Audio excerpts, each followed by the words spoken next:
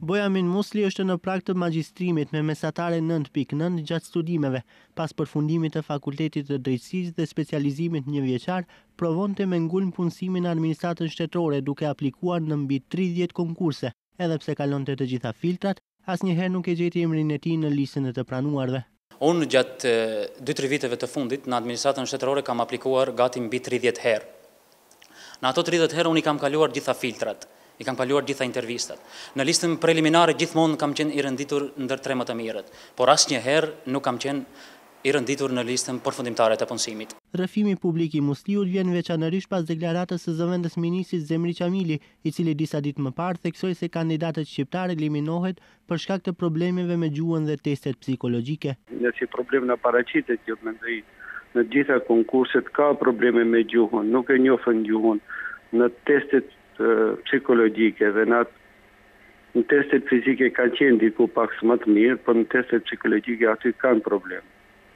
Problem paraqitet me gjuhën më tepër, ka se nuk e njohin gjuhën maqedonisht. Musli dëshmon se ishte njëri ndër kandidatët në konkursin e fundit të MPB-s për punësimin e 52 përmbaruesve, edhe pse kishte kaluar të gjitha filtrat, përfshi edhe testin psikologjik dhe intervistën, sërish nuk u gjet në listën e të pranuarve. Zotri Qamili, unë jam njëri ndër ato shqiptar që kam aplikuar në konkursin e fundit Ministrisë Punëve të Brendshme, pika 2 e konkursit, për pranimin e 52 përmbaruesve, dhe unë i kam kaluar gjitha filtrat, e kam kaluar posaçërisht edhe testimin psikologjik, pa pasur fare problem me njohuritë e gjuhës maqedone. U arrita edhe të intervistohem nga zotri Ivo Kotevski në një intervistë maratone gati se 35 minuta. Mora shumë lëvdata nga ai, por ja që fati nuk deshi që unë të punësohem në dikasterin që ju drejtoni zotri zëvendës ministër. Sipas informatave ende jo zyrtare, nga 52 përmbaruesit janë pranuar vetëm 3 shqiptar. Në konkursin e njëjtë, prej 600 policëve ishin pranuar vetëm 76 shqiptar.